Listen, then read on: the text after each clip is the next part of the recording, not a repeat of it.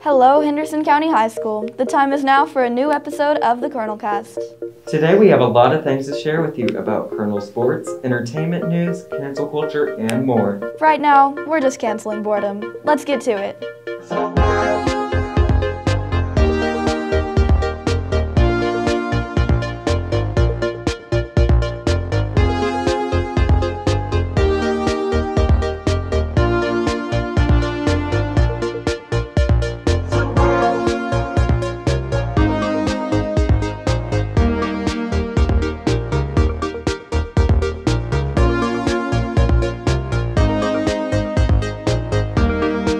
Cancel culture has become its own form of norm in early 2021.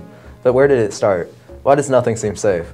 Let's start by looking at a few examples. First off, we have James Damore. He was a former Google executive that posted a memo discriminating against women deliberately. Baby, It's Cold Outside. The holiday favorite song has some not so great underlying meanings.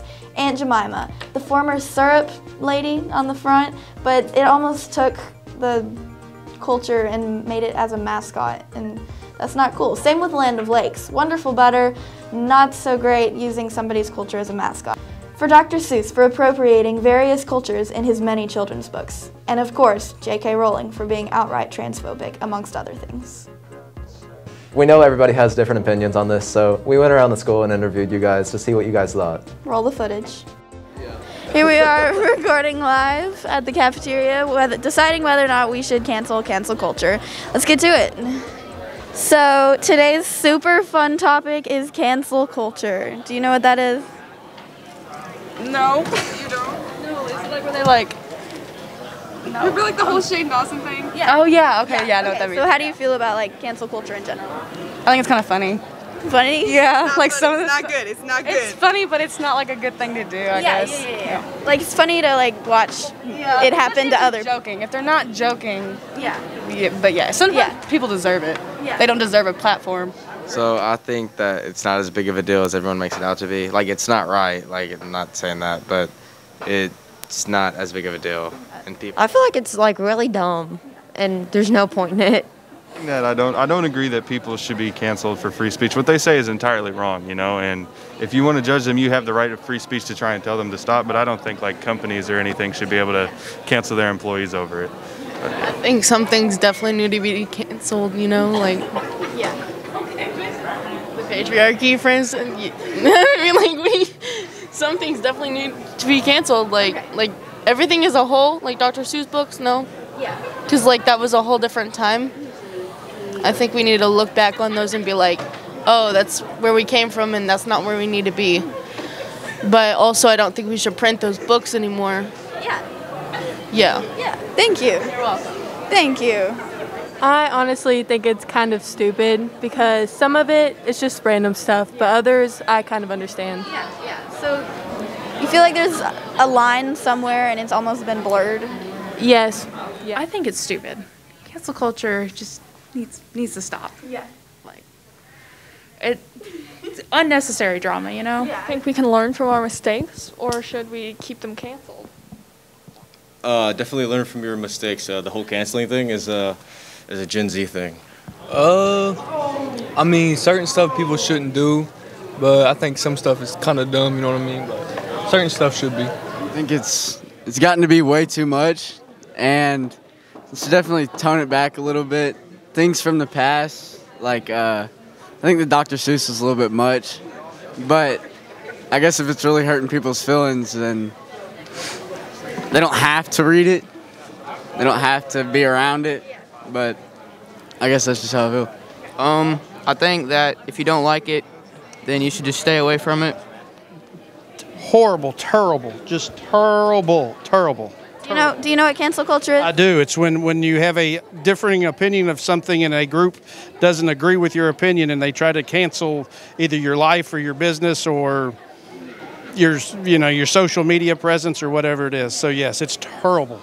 So we should cancel culture. Well, no, because then you'd be doing the same thing they're doing. I just think that it's an overreaction. I think that our country was founded on differences of opinions and that we need to come up with ways to resolve issues.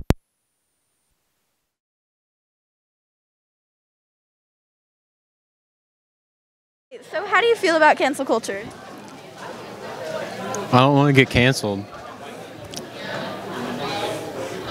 If I say my opinion, I'll get canceled.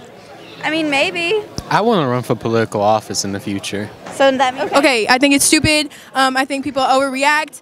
I think people jump the gun way too quick, and nobody sits down and takes the time to really listen to other people's opinions and really think about why they think the way they do. And that is wrong with America. That's what is wrong with America today. Thank you. So, like, whenever I first saw it, I was like, what the? They're canceling Dr. Seuss. But then whenever I saw why they did it, I understand. But so some of them are warranted, some of them aren't. It just depends on who it is. Yeah, thank you. It's not like they don't have to read it or watch it, or they can just stay away from it. It's very toxic most of the time, and I feel it's most often used when someone makes a mistake and they're trying to cancel them for it. But I feel like the best thing to do is just try to educate them, and if they refuse to, not be educated, then just don't associate with them anymore.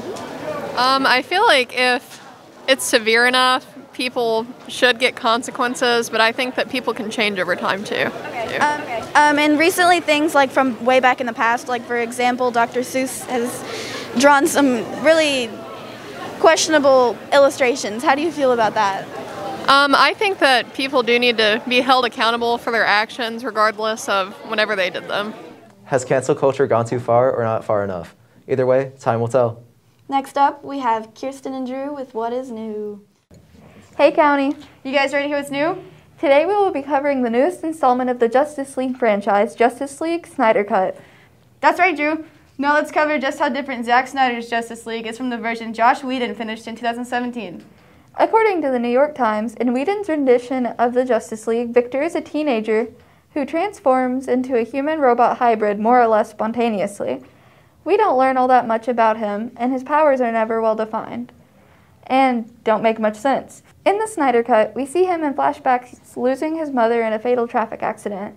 He's estranged from his father, a top scientist specializing in alien technology, who uses one of the mother boxes to turn Victor into a cyborg after the crash. Also, the version that Snyder developed included a lot of minimal but very important details that we won't go into due to spoilers. What we will tell you is that the Warner Bros. Felt the comedy would make Justice League more audience-friendly, yet Snyder said these details made it more coherent and understandable. Snyder is known for using popular music over scenes, and he did just that. As Aquaman sat on a dock, Icky Thump by the White Stripes was heard over the scene. Another example is a cover of Song to a Siren by Tim Buckley over a scene. And before we go, let's not forget how different the ending was from the one in 2017. In this take, our heroes enjoy a brief celebration before the Snyder Cut moves into the final chapter, a 40-minute epilogue that sets up enough action for another trilogy of sequels, despite the fact that there was no plan to follow those through. Well, that's all we have for this week's rendition of What's New. Have a good day, County. And now over to our sports update. Peace.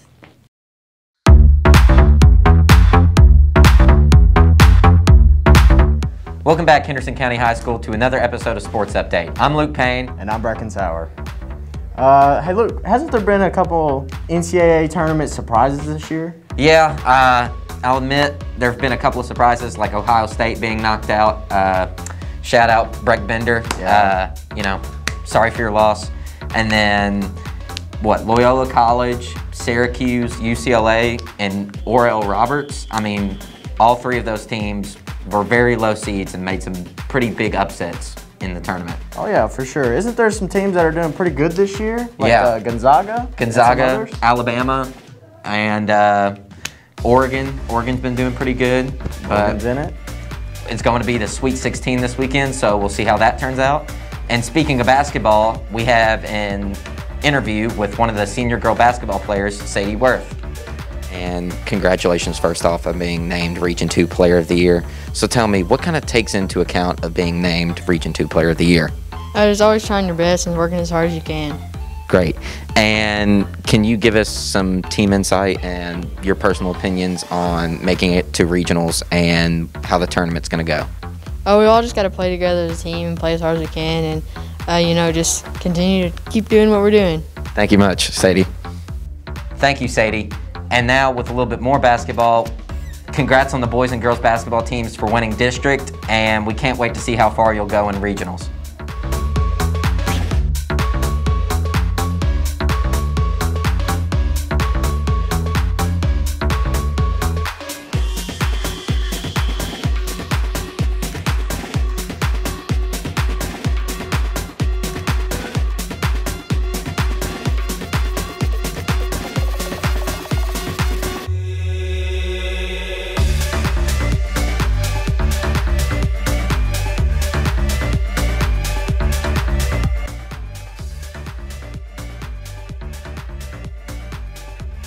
Congratulations on for two kids making it to Bowling State. What does that mean for Holden and Maggie? I think it's big. I mean, to be bowling in the unified tournament down there and, to make it all the way to the championship round, that's huge. That's huge.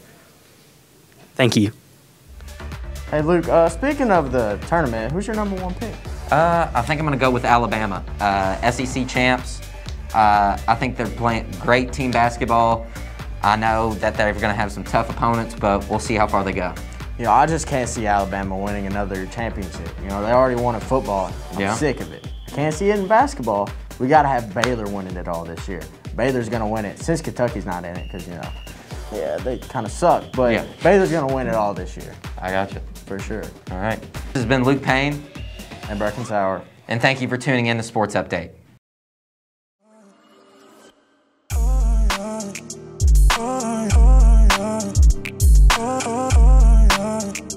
What's up, Colonels? I'm Mr. Pippin, dropping in on Colonel Cast to give a little bit more information about Henderson County High School's newest varsity sport, esports. Esports are competitive gaming. This isn't just casual matches between friends or random games in your free time. This is actual competition, pitting the best in the world against each other. The state of Kentucky is offering a state championship in League of Legends, Rocket League, Madden, and FIFA. We will practice, scrimmage, play in the regular season, and compete to bring those titles here to HCHS. The interest form in your PLT Google Classroom has those 4 games listed if you're interested in those, but there are other games that I want to offer if we have students that want to compete. As many of us know, video games are about community. Like-minded people coming together to overcome challenges and write their own story.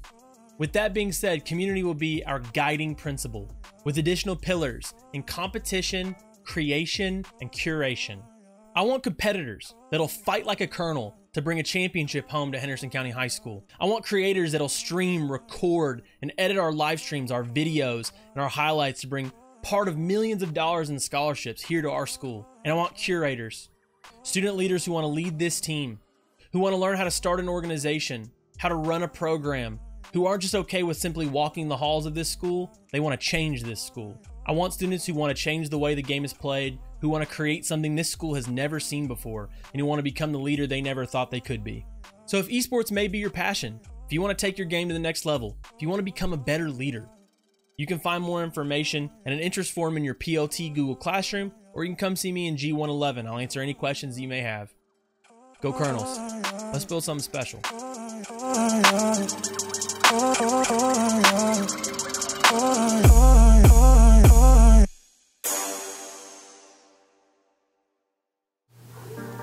We want you to be involved at our school because we can speak from experience that it can be a lot of fun and make school much more enjoyable experience throughout your time in these halls. And outside of the halls, we know a lot of clubs, teams, and organizations are sharing on social media accounts. Over the last few years, it seems like every group has started a social media account, making it harder to keep up with them all. So we have gathered social media accounts together in one spreadsheet to make it super easy for you to just follow them all. Just head over to colonelcast.net to find this info. We hope this list helps you get a pulse on what's going on in our school culture and lets you see some of the new ways you might get involved. Lastly, if you don't see your team, club, or organization listed, just ask your coach or leader to fill out the form Mr. Fish sent to faculty and staff.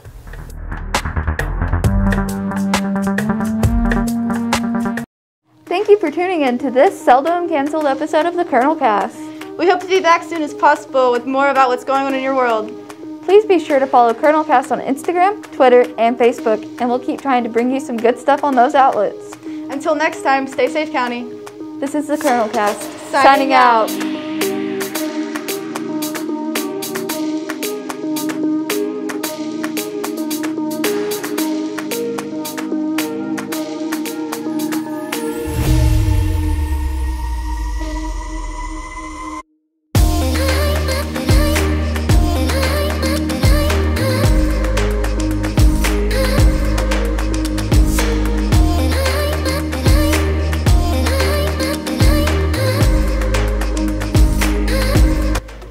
Thank you for tuning.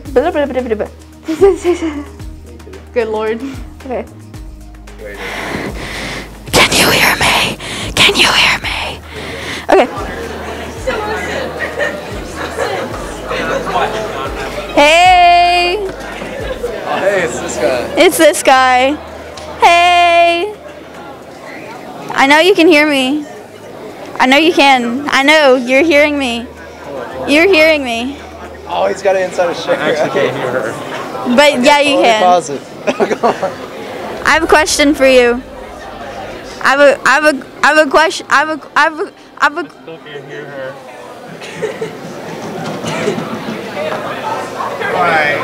Josh. Wait, that's not Josh. This is Josh.